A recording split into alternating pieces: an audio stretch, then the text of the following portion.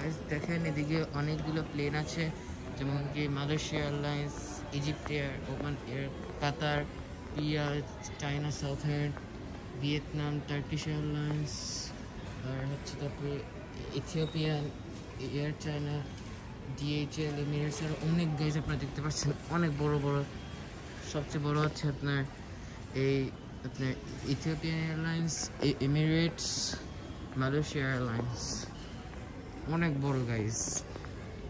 আর এয়ারপোর্টটা খুবই সুন্দর, একদম নিট অ্যান্ড ক্লিন।